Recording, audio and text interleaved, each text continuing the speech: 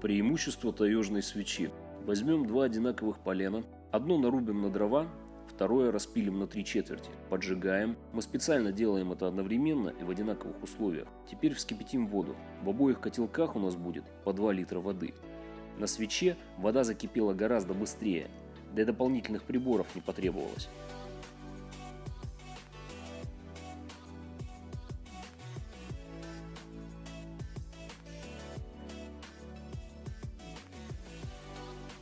После дров через 3 часа остается костровище, а свеча может гореть еще долго, не оставляя после себя следов. Таежные свечи оптом и в розницу.